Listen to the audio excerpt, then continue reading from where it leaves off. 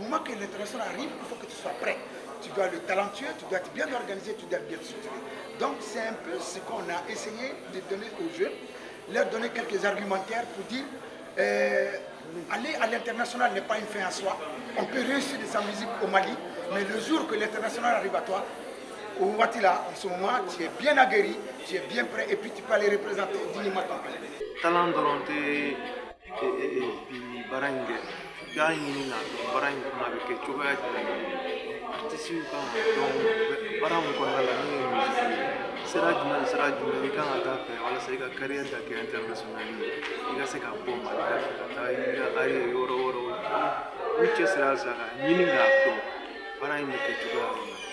La musique malienne est très riche. On a beaucoup de culture. On a différentes cultures au Mali. La diversité culturelle au Mali, ça joue beaucoup sur la force de la musique. L'objectif de la musique, ce n'est pas tourner qui vous fait un grand artiste. Vous pouvez rester au Mali ici et être un grand artiste. Aujourd'hui, vous avez la chance d'avoir Yamat et Mori. Prenez les contacts de Yamat et de Mori, il faut les engager. Vous comprenez? Il faut qu'ils peuvent faire. Nous sommes au sein des étudiants qui aujourd'hui doivent avoir plein d'outils à leur disposition afin que quand ils seront dehors après les études, qu'ils puissent vraiment faire face au monde professionnel, au milieu professionnel. Donc chaque année, on essaie d'amener des professionnels vers vous afin que vous tissiez, il a dit tout de suite, le réseautage. Par, je crois, Philippe Berthier et Alifa Kadouri. C'est les deux qui ont créé Mali Cassette. Il y avait ce lien-là entre le Malien et sa musique qui était vraiment direct. Même dans les villages les plus reculés, on avait des kiosques.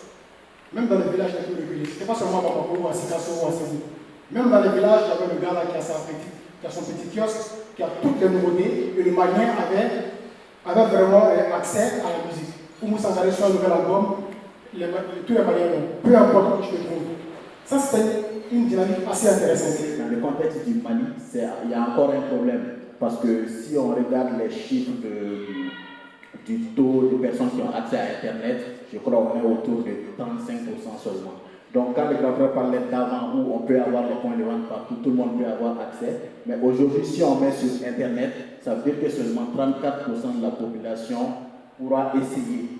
Et sur ces 34, peut-être que ce n'est que 10% qui veulent de la musique et ce n'est que 5% qui ont de l'argent pour faire. Donc je pense que le défi, c'est contextuel, c'est lié à l'accès à Internet également.